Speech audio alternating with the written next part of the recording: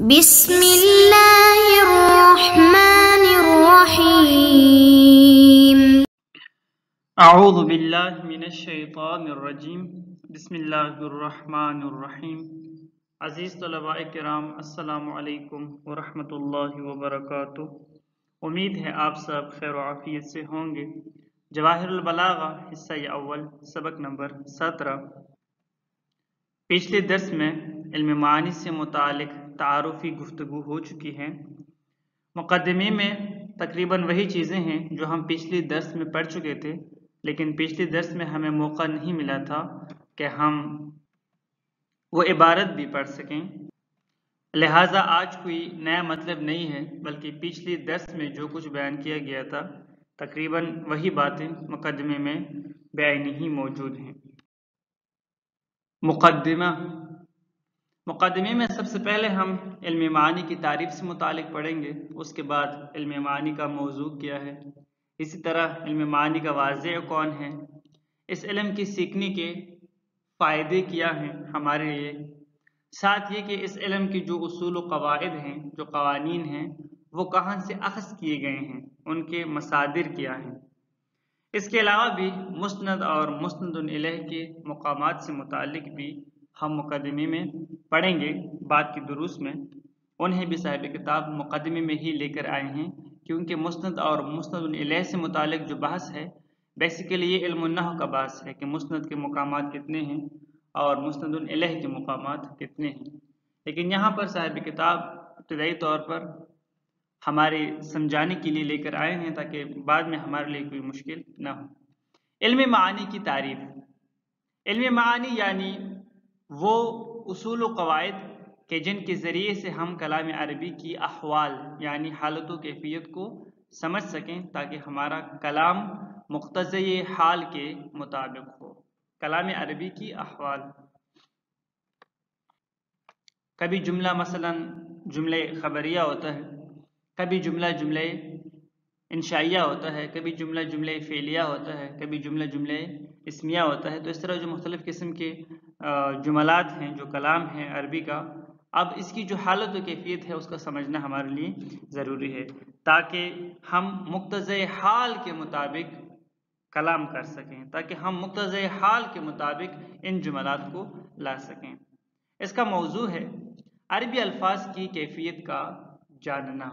یہاں پر الفاظ عربی سے مراد وہی کلام عربی ہی ہے، مفردات عربی نہیں ہے، مفردات نہیں ہے، بلکہ الفاظ جب آپس میں ملتے ہیں تو کلام وجود میں آتا ہے، ایک جملہ وجود میں آتا ہے، کوئی نہ کوئی سٹرکچر، کوئی نہ کوئی ترکیب وجود میں آ جاتی ہے۔ مثلا زید قائم آپس میں مل گئے ہیں تو ایک جملہ اسمیہ و جملہ خبریہ وجود میں آیا ہوا ہے۔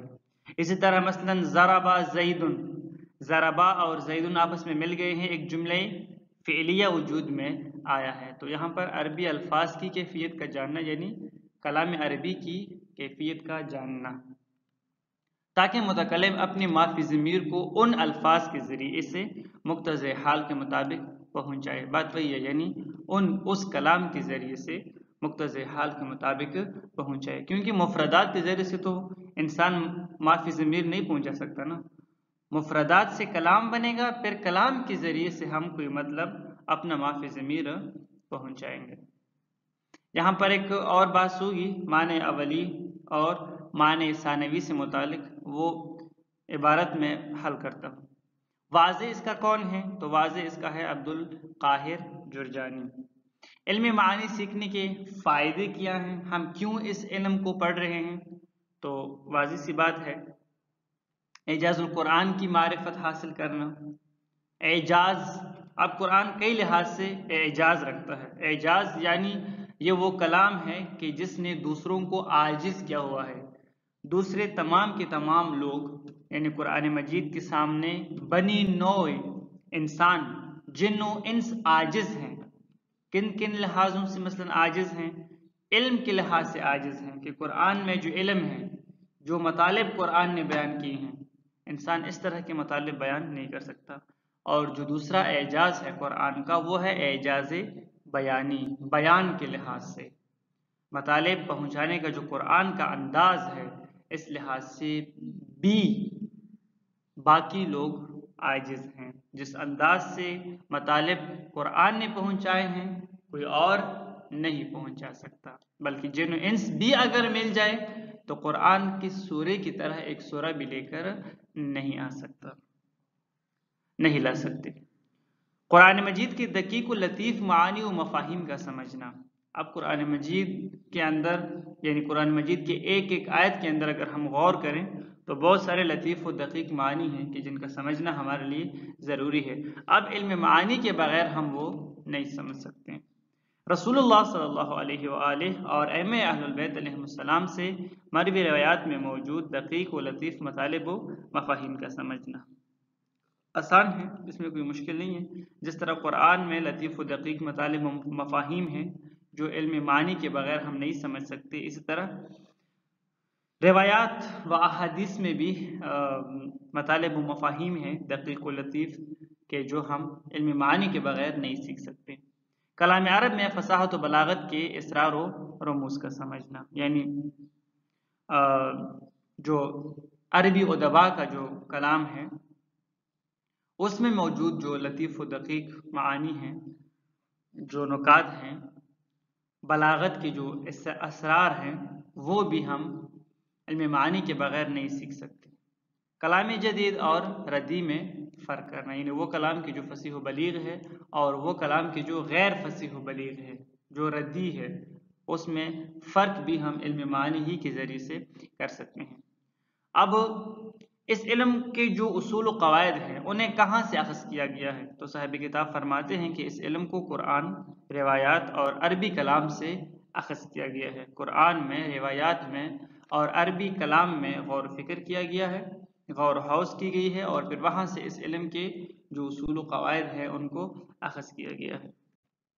عبارت کی طرف آتے ہیں، کوئی مشکل نہیں ہے. مقدمہ. تقدم ان الكلام البلیغ هو الذي يصوره المتكلم بصورة تناسب احوال المخاطبين، وإذن فلا بد لطالب البلاغة ان يدرس هذه الصور والصورة المناسبة لكل حالة فيجعل لكل مقام مقالا يناسبه. وقد اتفق رجال البيان على تسمية العلم الذي تعرف به أحوال اللفظ العربي التي بها يطابق مقتضى الحال باسم علم المعانی. فرماتے ہیں کہ اس بارے میں ہم پڑھ چکے ہیں کہ کلام بلیغ کسے کہتے ہیں. کلام بلیغ وہ کلام یعنی وہ کلام فصیح جو مقتضی حال کے مطابق ہو. متکلم جب اس انداز سے کلام کو بناتا ہے کہ جو احوال المخاطبین یعنی جو مخاطب کی حالت ہے، جو مخاطب کی کیفیت ہے، یعنی موقع و محل کے مطابق ہو، مقتضی حال کے مطابق ہو. جب کلام فصیح مخاطبین کی حالت و کیفیت کے مطابق ہو تو وہ ہے کلام بلیغ. اب ضروری ہے ایک علم بلاغت کے طالب علم کو کے لیے کہ وہ کلام کی مختلف صورتوں کو پڑھے، ان سب کی سب صورتوں سے باخبر ہو، تاکہ وہ اس بات کو سمجھ سکے کہ مثلا میں کہاں پر جملہ خبریہ کے ذریعے سے کلام کروں، اپنے مطالب پہنچاؤں، کہاں پر میں جملہ انشائیہ کا استعمال کروں، مثلا کہاں پر میں جملہ فعلیہ لے کر آؤں، کہاں پر میں جملہ اسمیہ لے کر آؤں، کہاں پر موقع و محل ایسا ہے کہ وہاں پر اگر میں جملہ فعلیہ کا استعمال کروں تو اچھا ہے، اور کہاں پر مقتضی حال کا تقاضا یہ ہے کہ میں جملہ اسمیہ کا مثلا استعمال کروں، وغیرہ وغیرہ. تو ان چیزوں کا جو سمجھنا ہے وہ ضروری ہے، کیونکہ ہر حالت کے لیے ایک مناسب صورت ہے. کیا مطلب ہر حالت کے لیے ایک مناسب صورت ہے؟ یعنی جو موقع و محل ہوتا ہے اسی کے مطابق ایک خاص کلام لایا جاتا ہے کہ وہاں پر وہی کلام مناسب ہوتا ہے. اگر مدح کا کلام ہوتا ہے، اگر مدح کا موقع ہے تو وہاں پر اتناب ہے کہ آپ اتناب کے ذریعے سے کلام کریں. اگر پریشانی کا مثلا موقع ہے، غم کا موقع ہے تو وہاں پر آپ ایجاز سے کام لیں. مثلا اگر عام روٹین میں آپ کلام کرتے ہیں تو وہاں پر آپ مساوات سے کام لیں، وغیرہ وغیرہ. فَيَجْعَلُ لِكُلِّ مَقَامٍ مَقَالًا، یعنی ہر مقام کے لیے ایک مقال ہے، ہر مقام کے لیے ایک خاص کلام ہے. کہ جو اسی ہی کے مناسب ہے۔ فرماتے ہیں کہ جو علماء بیان ہے، یعنی جو علم بلاغت کے ماہرین ہیں، یہاں پر لفظ بیان ہم نے پہلے کہا تھا نا کہ اس علم بلاغت کو بھی علم بیان بھی آج کل کہا جاتا ہے، اور یہ جو تین علوم ہے، علم معانی، علم بیان اور علم بدیع، ان میں سے جو دوسرا ہے اس کو بھی بیان کہا جاتا ہے۔ تو یہاں پر بیان سے مراد وہ دوسرا علم نہیں ہے، علم بلاغت کا جو مترادف لفظ ہے، علم بیان جس کا معنی بلاغتی ہے، تو وہی مراد ہے۔ جو علماء بیان ہیں وہ اس علم کو نام دیتے ہیں علم معانی۔ کون سا علم؟ وہ علم کہ جس میں لفظ عربی یعنی الفاظ عربی اور کلام عربی کی حالات و احوال کے بارے میں بحث کی جاتی ہے، سمجھا جاتا ہے، تاکہ متکلم مقتضی حال کے مطابق کلام کرے۔ تو اس علم کو جو نام دیا جاتا ہے وہ ہے علم معانی۔ تعریف علم المعانی و موضوعہ و واضعہ۔ ان المعانی جمع معنی، فرماتے ہیں کہ جو لفظ معانی ہے، علم معانی، یہ جو لفظ معانی ہے یہ معنی کا جمع ہے، معنی کی جمع ہے۔ وہو فی لغت المقصود، اب جو لفظ معنی ہے اس کا لغت میں جو معنی ہے وہ یہی مقصود ہی ہے، ہم استعمال کرتے ہیں نا معنی، تو وہی مقصود، مطلب، مقصد، معنی ایک ہی مراد ہے۔ لغت میں اس کا معنی جو ہے وہ مقصود ہے، لفظ معنی کا معنی، تو وہی معنی یہ۔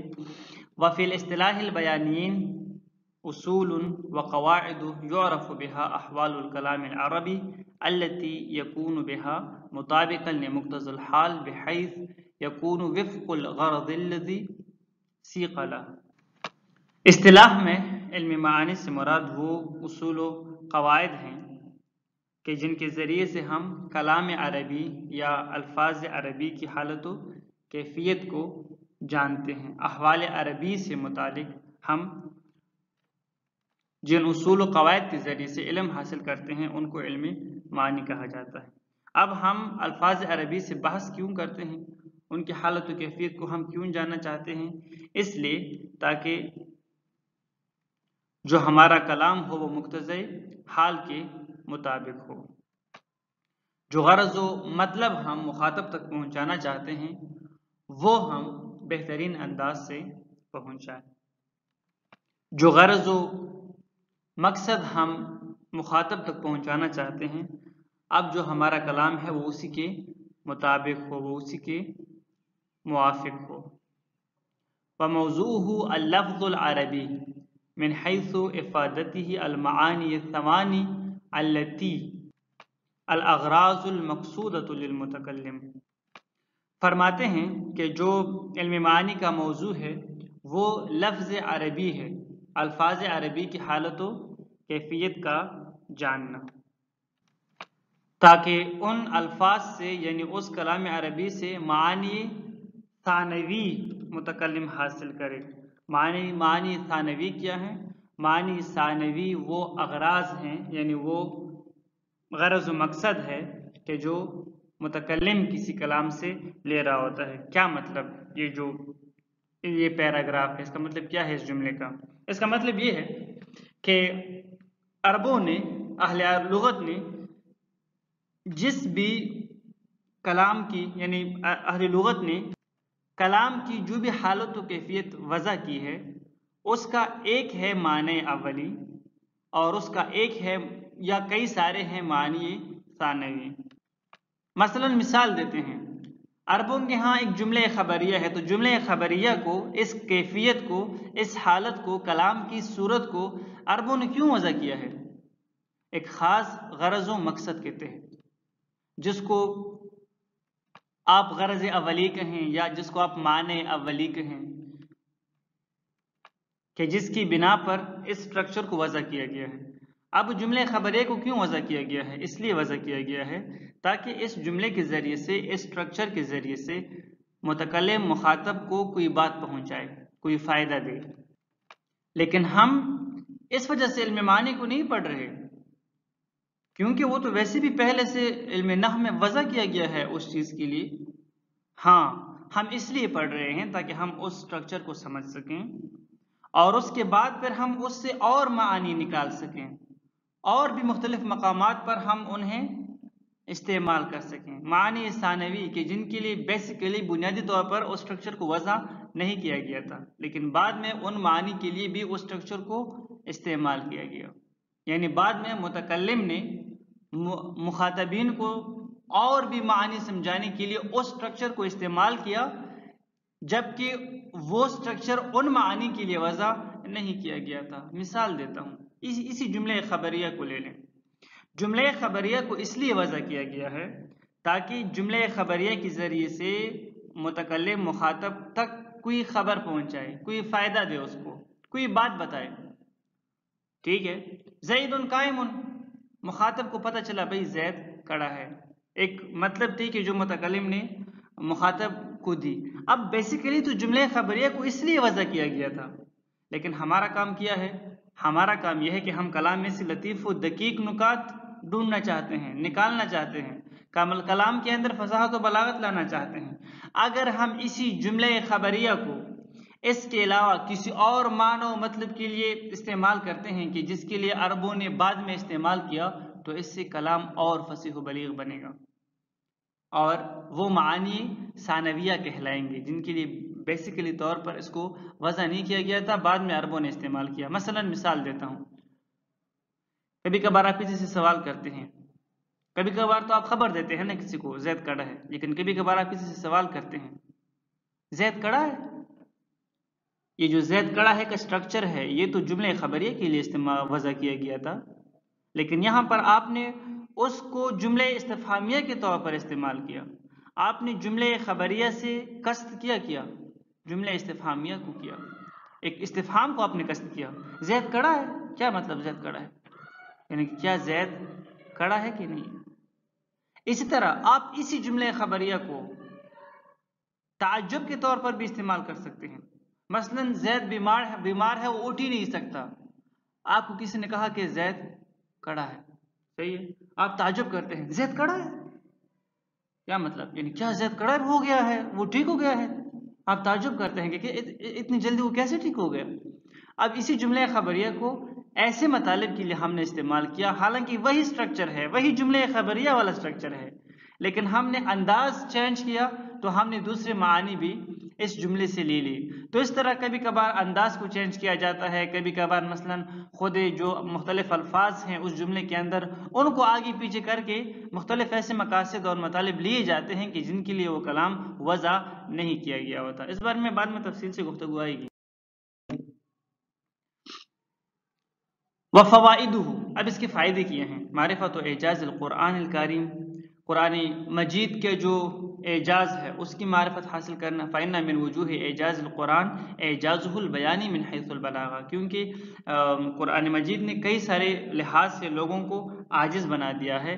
ان میں سے ایک ہے, یعنی اعجاز القرآن کی وجوہات میں سے کئی لحاظ سے قرآن نے لوگوں کو عاجز بنا دیا ہے. ان میں سے ایک ہے اعجاز بیانی, قرآن مجید بیان کے لحاظ سے بھی ایک معجزہ ہے.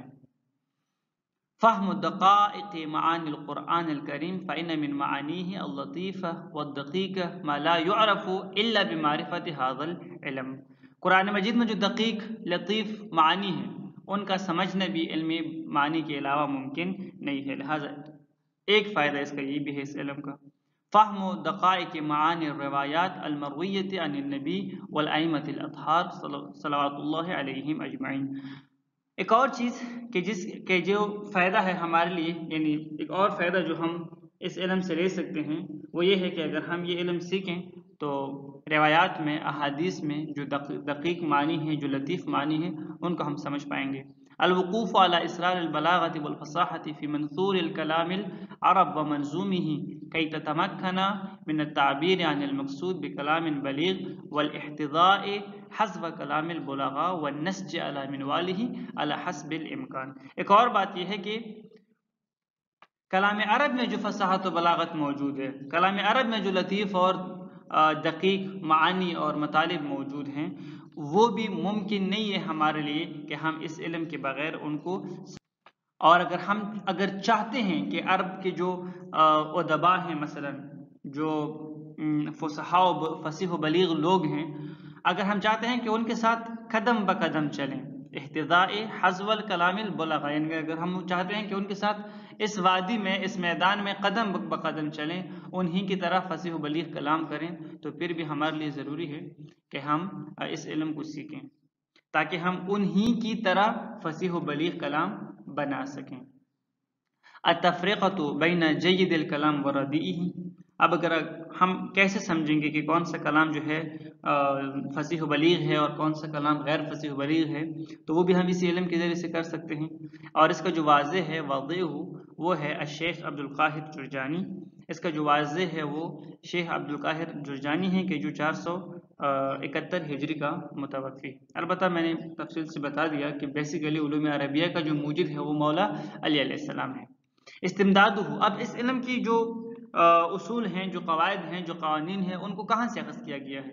تو من الکتاب شریف والحدیث النبوی و اخبار الائمۃ الاطہار و کلام العرب، یہ 4 مصادر ہیں: کتاب، حدیث، اخبار ائمہ یعنی روایات ائمہ، اور کلام عرب۔ والسلام علیکم ورحمۃ اللہ وبرکاتہ۔